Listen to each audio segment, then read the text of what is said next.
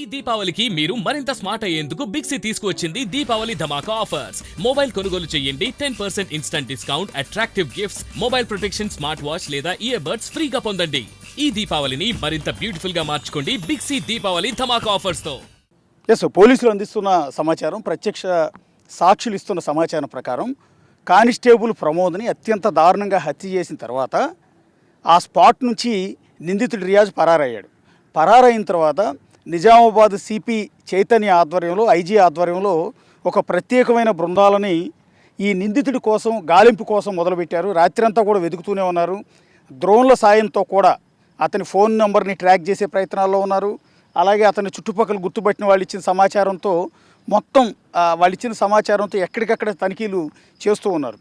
దాదాపు 40 మందికి పైగా పోలీసుల టీం ఈ చుట్టుపక్కల ప్రాంతం అంతా కూడా జల్లెడబడుతోంది. ఇదే సందర్భంలో ఇప్పుడు నేనున్న లొకేషన్ అంటే నిజామాబాద్ అవుట్స్కట్స్లో ఇక్కడ రియాజ్ తలదాచుకున్నాడన్న సమాచారంతో ఈ పక్కకు వస్తే, ఈ పక్కనే ఉన్న ఒక ఫామ్ హౌస్లో, మనకు ఎదురుగా కనిపిస్తున్న దూరంగా ఉన్న ఒక ఫామ్ హౌస్లో అతను ఉన్నాడన్న సమాచారం పోలీసులకు తెలిసింది. అక్కడికి డ్రోన్ కెమెరాలని ప్రయోగించి చెక్ చేస్తే డ్రోన్ కెమెరాలు పైన తిరుగుతున్న దృశ్యాలు గమనించి రియాజ్ అక్కడి నుంచి కూడా పారిపోయి ఇంకో చోట తలదాచుకునే ప్రయత్నం చేశాడు. అయినా కూడా పోలీసులు వెంటాడుతూనే ఉన్నారు. ఈ నేపథ్యంలో అతను అలసిపోయి రాత్రి అంతా కూడా పోలీసులకి దొరకకుండా తప్పించుకుని చివరికి ఇక్కడికి వచ్చాడు. ఇది ఒక నిర్మానుష్యంగా ఉంది. ఈ ప్రదేశం అంతా కూడా మీరు ఒకసారి చూస్తే మొత్తం ఓపెన్ ప్లేస్ ఉంది. ముళ్ళ కంపలు, ముళ్ళ చెట్లు, నిర్మానుష్యంగా ఉంది. రాత్రిపూట అయితే మనుషులు పెద్దగా ఇక్కడ తిరిగే అవకాశం కూడా లేదు. సో ఇలాంటి చోట ఒక ఓల్డ్ లారీ, ఎప్పటిదో చాలా ఏళ్ల క్రితం పనికి రాకుండా పోయిన లారీ బాడీ ఏదైతే ఉంటుందో, ఇంజిన్ పార్ట్ ఏదైతే ఉంటుందో అది మాత్రం ఇక్కడ పెట్టుంది. దాని బ్యాక్ బాడీ కూడా ఎక్కడ లేదు. ఓన్లీ ముందున్న క్యాబిన్ వరకు ఇక్కడ పడేసి వదిలేసి వెళ్ళిపోయారు. సో ఈ క్యాబిన్లో ఉంటే తప్పించుకోవచ్చు అని ఇక్కడికి వచ్చి ఈ క్యాబిన్ లోపల రియాజ్ పడుకున్నాడు. సో ఇది ఒకసారి ఈ స్పాట్ని మీరు ఒకసారి దృశ్యాల్లో చూస్తే, దీని లోపలే ఇదిగో కరెక్ట్గా ఇప్పుడు నేను ఎక్కడైతే కూర్చుని ఉన్నానో ఇదే స్పాట్లో ఈ బొంత కూడా తెచ్చుకున్నాడు అతనితో పాటు.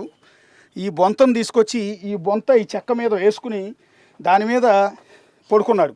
అంటే ఈ పాత లారీ క్యాబిన్లోకి వచ్చి నన్ను గుర్తుపడతారు, పట్టుకుంటారు అన్న ఆలోచన అతనికి రాలేదు. అయినా కూడా పోలీసులు వెంటాడుతూ స్థానికులు ఇచ్చిన సమాచారంతో ఈ లారీ దగ్గరికి వచ్చి క్యాబిన్ని చుట్టుముట్టినప్పుడు ఇక దొరికిపోతానన్న భయంతో పోలీసులు పక్కనే ఉన్నారు. ఈ డోర్ ఓపెన్ చేశారు. ఈ డోర్ ఓపెన్ చేసిన వెంటనే ఈ బొంత మీద, అంటే ఈ చెక్క మీద పడుకునున్న రియాజ్ ఇమ్మీడియట్గా దీని కిందకి, ఇక్కడ మీరు ఒకసారి గమనిస్తే, ఒకసారి ఇది చూడండి, ఇది మొత్తం ఓపెన్ ఉంది. సో లారీకి సంబంధించిన ఇంజిన్ పార్ట్ ఏదైతే ఉంటుందో ఆ పార్ట్ అంతా పూర్తిగా తీసేసి ఉంది.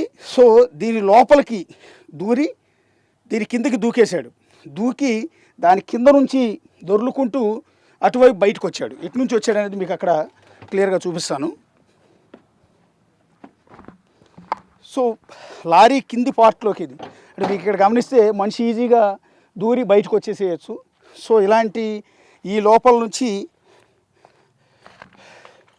ఆ పైన ఉన్న వ్యక్తి ఇటు కిందికి దూకి ఈ కింది ప్రదేశం ఏదైతే ఉందో దీనిలోంచి బయటకు వచ్చాడు. సో అటుపక్క ఉన్న పోలీసులు ఇటుపక్క వచ్చే లోపు దీనిలోంచి ఇక్కడ నుంచి ఇటు పారిపోయే ప్రయత్నం చేశాడు. సో పోలీసులు క్యాబిన్కి అటువైపు ఉన్నారు, రియాజ్ ఇటువైపు ఉన్నాడు. ఈ కింది నుంచి బయటకు వచ్చిన వ్యక్తి ఇటువైపు పరుగులు తీయటం మొదలుపెట్టాడు.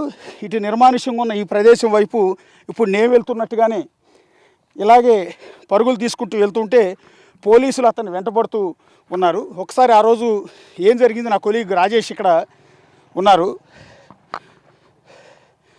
సో ఇదే ప్రదేశంలో తను అరుచుకుంటూ పోలీసులు వెనక నుంచి కేకలేసుకుంటూ వెళ్తూ ఉంటే నిందితుడు ఇలాగే పరుగులు తీసుకుంటూ వెళ్ళిపోతూ ఉన్నాడు. రాజేష్ ఏమైంది ఇక్కడ నుంచి ఇక్కడ వరకు వచ్చిన తర్వాత పోలీసులు వెంటబడుతూ ఉన్నారు. తర్వాత ఏం జరిగింది? అయితే ఇక్కడ నుంచి వెళ్తున్న సందర్భంలో ఇట్లా రియాజ్ ఇక్కడ నుంచి పారిపోతున్న సందర్భంలో ఇప్పుడు మనం వెళ్తున్న ఈ ప్రాంతం నుంచే ఆసిఫ్ అనే వ్యక్తి, అక్కడ బైక్ మెకానిక్ సంబంధించిన ఆయన మెకానిక్ ఆసిఫ్ అనే వ్యక్తి అక్కడ నుంచి రావడం జరిగింది. ఇప్పుడు మనం వెళ్తున్న ఈ ప్రాంతం నుంచి ఇట్లా ఈ క్రాస్ సైడ్ ఇటు క్రాస్ ఓకే, క్రాస్ అయిన తర్వాత ఇటు ఇటు క్రాస్ అయిన తర్వాత ఇట్లా వచ్చిన ప్రాంతం నుంచి ఓకే ఈ స్తంభం నుంచి ఇట్లా పారిపోతున్న సందర్భంలో అక్కడ నుంచి ఆసిఫ్ వస్తున్నాడు ఆ రూట్ నుంచి. ఓకే ఆసిఫ్ వస్తున్నప్పుడు ఆసిఫ్ రియాజ్ని పట్టుకోవడానికి ప్రయత్నం చేశారు. ఎందుకు పట్టుకోవడానికి ప్రయత్నం చేశారంటే పోలీసులు అప్పటికే పురమాయిస్తున్నారు. ఎందుకంటే ఈయన దొంగ తనని పట్టుకోండి అని చెప్పి పురమాయించిన సందర్భంలో ఆసిఫ్ అక్కడి నుంచి వచ్చి రియాజ్ని పట్టుకున్న సందర్భంలో తన వద్ద అప్పటికే ఎవరైతే ప్రమోద్ అనే కానిస్టేబుల్ని చంపాడో అదే కత్తి ఇంకా రియాజ్ వద్దనే ఉంది.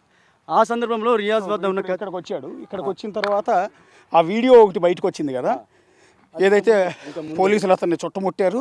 చుట్టుముట్టినప్పుడు కింద పడుకుని ఉన్నాడు, చుట్టూ మొత్తం పోలీసులు నిలబడి ఉన్నారు. సో ఇప్పుడు మీరు చెప్తున్నది ఏంటంటే ఇటువైపు నుంచి పరిగెత్తాడు. దాడి చేసిన ప్రాంతం ఇది ఫస్ట్ ఇది రియాజ్ పై దాడి చేసిన ప్రాంతం ఇది. ఆసిఫ్ పై దాడి చేసిన ప్రాంతం ఇది. రియాజ్ ఇట్లా వస్తున్నాడు, ఆసిఫ్ పై దాడి చేసిన ప్రాంతం. ఇక్కడ నుంచి వెళ్తున్న సందర్భంలో ఎప్పుడైతే ఆసిఫ్ పై రియాజ్ దాడి చేశాడో పోలీసులు ఒక్కసారిగా పెద్ద ఎత్తున రావడం జరిగింది. ఇక్కడ నుంచి వచ్చి ఇప్పుడు మనం చూస్తున్న ప్రాంతం ఏదైతుందో ఒక నిమిషం ఆగండి. ఇప్పుడు ఆసిఫ్ ఎవరు అసలు? ఆసిఫ్ అనే వ్యక్తి వీళ్ళు బైక్ మెకానిక్ సంబంధించి ఇక్కడ మెకానిక్ షాప్ ఉంటుంది ఇక్కడ. ఓకే తను అక్కడి నుంచి వస్తున్నాడు బైక్ పై. ఓకే ఈ మెకానిక్ షాప్లో కదా పనిచేసేది? కాదు ఇక్కడ వాళ్ళు ఉన్నారు, కాకపోతే వీళ్ళు అప్పటికే భయపడుతున్నారు. కానీ ఆసిఫ్ అనే వ్యక్తి అక్కడి నుంచి వస్తున్నాడు, అటువైపు నుంచి ఆసిఫ్ అని అక్యూజ్డ్ రియాజ్ ఇప్పుడు మనం వెళ్తున్న ఈ వైపు నుంచి ఇట్లా పరిగెత్తుకుంటూ వెళ్తున్నాడు, వెనక నుంచి పోలీసులు వెంటాడుతున్నారు. ఆపోజిట్ డైరెక్షన్లో ఆసిఫ్ వస్తున్నాడు. పోలీసులు అప్పటికే చెప్తున్నారు దొంగ పట్టుకొని అని చెప్పి పురమాయించడంతో ఆసిఫ్ డేర్ చేసి రియాజ్ని పట్టుకునే ప్రయత్నం చేశాడు. అంతలోపే రియాజ్ ఆసిఫ్పై దాడి చేశాడు కత్తితోటి. ఓకే దాడి చేసిన తర్వాత ఎప్పుడైతే ఆసిఫ్ అక్కడ పడిపోవడం జరిగిందో రియాజ్ ఇక్కడ నుంచి ఇంకా పరిగెత్తాడు. సరిగ్గా మనం ఏదైతే మనం వారు చూసిన వీడియో ఏదైతుందో ఆ వీడియో ప్రాంతానికి మనం వస్తున్నాం ఇప్పుడు. ఓకే ఇది ఒకసారి ఇక్కడ చూడండి సార్. ఇక్కడ ఓకే ఇప్పుడు ఆ బ్లూ కలర్ గేట్ ఉంది కదండి, ఓకే మనం ఆ వీడియోలో చూస్తున్న ఏదైతే వీడియో ఉందో అందులో ఒక చెట్టు కనబడుతుంది కదా, ఓకే ఆ చెట్టు పక్కన ఉన్నది ఉండి అక్కడ వీడియో తీశారు. ఫస్ట్ అక్కడ నుంచి మనకి ఎదురుగా కనిపిస్తున్న ఆ ఫామ్ హౌస్ లో ఉంది, ఆ ఫామ్ హౌస్ గేట్ దగ్గర నుంచి వీడియో తీశాడు. ఓకే ఇప్పుడు ఆ వీడియో ఒక నిమిషం ఒకసారి ఇటు ఏదైతే ఇప్పుడు బయటికి ఒక వీడియో వైరల్ అయిందో ఆ వైరల్ అయిన వీడియోలు అంటే ఎన్కౌంటర్కి ముందు నిందితుడు రియాజ్ కింద నేల మీద పడుకుని ఉన్నాడు, చుట్టూ పోలీసులంతా కూడా మూగిపోయి ఉన్నారు. అప్పటికి బతికే ఉన్నాడు, అసలు ఏం కాలేదు నిజానికి. ఆ తర్వాత హాస్పిటల్కి కూడా తరలించారు, హాస్పిటల్లో ఎన్కౌంటర్ అయ్యాడు. సో ఆ స్పాట్ వీడియో ఎలా బయటకు వచ్చింది అంటే ఇప్పుడు మనోడు చెప్తున్నట్టుగా, రాజేష్ చెప్తున్నట్టుగా ఆ పక్కనున్న ఆ మెయిన్ గేట్ దగ్గర నుంచి ఒకళ్ళు సెల్ ఫోన్లో షూట్ చేశారు ఆ వీడియోని. రాజు ఇటు చూపించండి. ఇక్కడికి వచ్చిన తర్వాత సో ఇదే ప్రాంతంలోకి వచ్చారు వాళ్ళు. ఇక్కడికి వచ్చిన తర్వాత పోలీసులు దొరికిపోయాడు. ఇదే ప్రాంతానికి వచ్చాడు. ఇక్కడికి వెళ్ళి కొద్ది ముందుకు వచ్చినాక ఇప్పుడు మనం ఆ వీడియోలో చూస్తున్న బ్లూ కలర్ షెడ్ ఏదైతే ఉందో ఆ షెడ్ నుంచి ప్రజెంట్ అక్కడ ఇప్పుడు లారీ పక్కకున్న ఒక రోడ్డు చూసాం సార్. ఇప్పుడు ఆ రోడ్డు పక్క నుంచి మనం వెళ్తున్న ప్రాంతం అది. ఈ స్తంభం ఎదురుగా కనబడుతున్న స్తంభం ఏదైతే ఉందో ఆ స్తంభం దగ్గర వాళ్ళంతా రౌండప్ చేయడం జరిగింది. ఆ స్తంభం ఇక్కడ ఇది సార్. ఇప్పుడు మనం వీడియోలో చూస్తున్న చెట్టు ఏదైతే అడ్డం కనబడుతుందో ఇది ఆ చెట్టు. ఓకే ఇది వాళ్ళు రౌండప్ చేసిన ఏరియా. ఈ ప్రాంతంలోనే రౌండప్ చేశారు. అక్కడ నుంచి పోలీసు సంబంధించిన వాళ్ళ సిబ్బంది అంతా కూడా అక్కడ నుంచి తాళ్ళు తీసుకొచ్చారు కట్టనికి.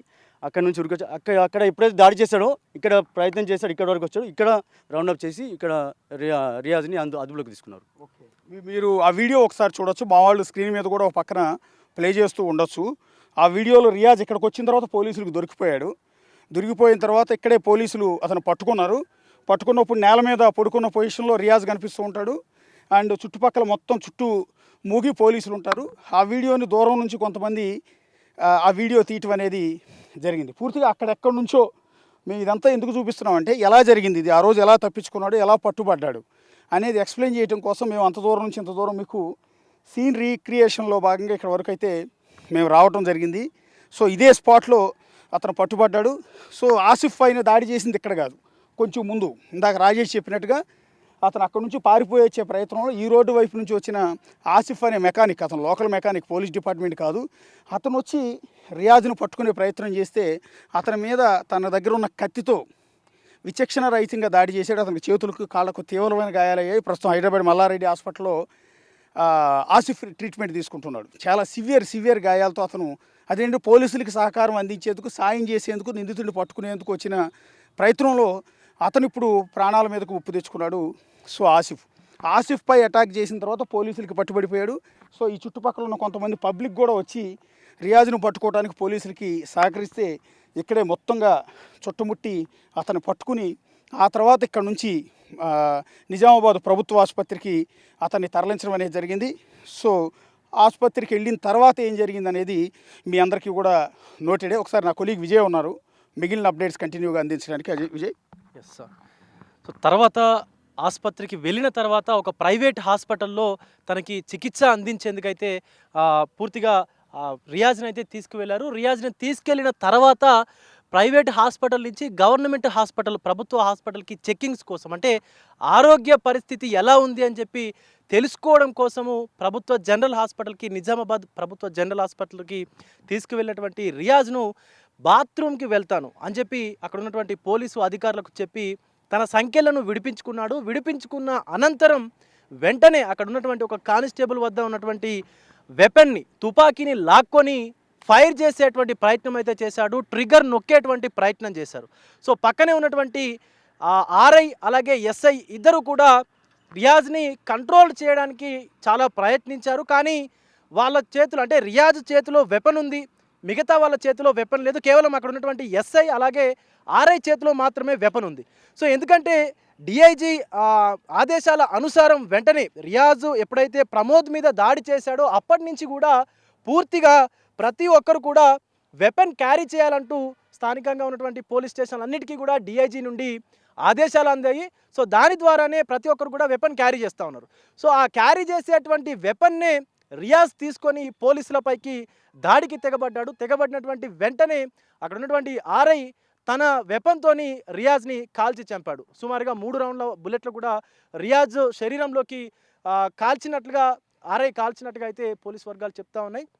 సో ఇంకా కూడా క్లారిటీ రావాల్సినటువంటి అవసరం అయితే కనిపిస్తూ ఉంది. కానీ ఇక్కడ రియాజ్కు సంబంధించి ఈ యొక్క సీన్లో రియాజ్ని అదుపులోకి తీసుకునేటువంటి ఈ సీన్ని వీడియో తీసినటువంటి వారెవరైతే ఉన్నారో వాళ్ళు కావాలనే దూరం నుంచి, ఇందాక మనం ఆ గోడ దగ్గర, గేట్ దగ్గర నిల్చొని తీసినటువంటి వీడియో చూసాం కదా, ఆ వీడియోని రియాజ్కు సంబంధించినటువంటి మనుషులే తీశారనేటువంటి వాదన కూడా వినిపిస్తూ ఉంది. ఎందుకంటే రియాజ్ పారిపోయినటువంటి 3 రోజుల నుంచి కూడా రియాజ్ చుట్టూ తన అనుచరులు తిరుగుతూ ఉన్నారు, తనని గమనిస్తూ ఉన్నారు.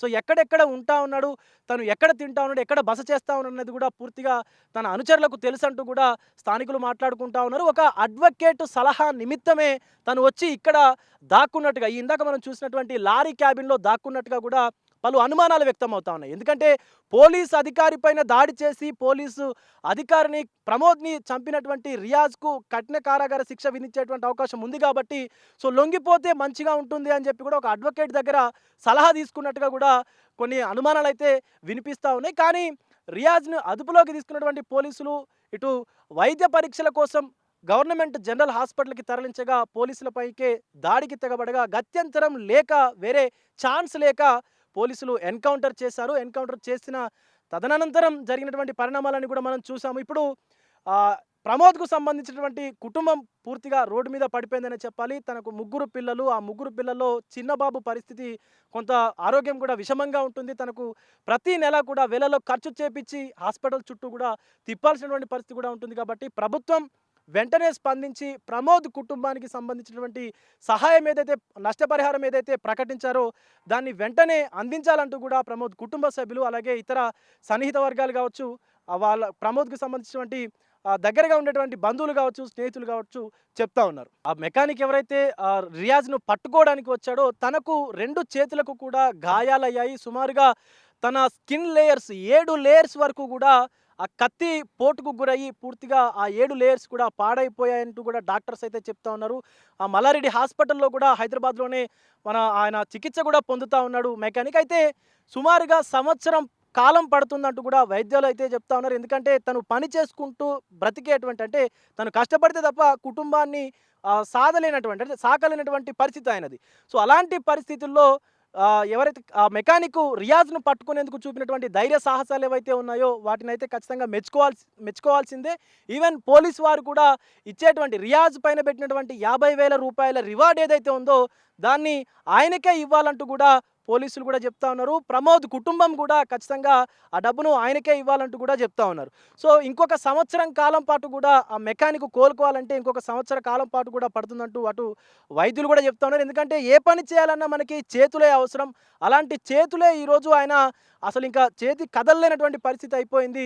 సుమారుగా అసలు ఎముక కనిపించేంత విధంగా అంత లోతుగా కూడా కట్ అయిపోయింది, డీప్ వూండ్ అయింది కాబట్టి సో ఇంకా చేసేటువంటి పని కూడా ఆయన ఏం లేదు. ఇంకొక సంవత్సర కాలం పడుతుంది కాబట్టి ఆయన పరిస్థితి కూడా కొంత విషమంగానే ఉన్నట్టుగా అయితే చెప్పుకోవచ్చు.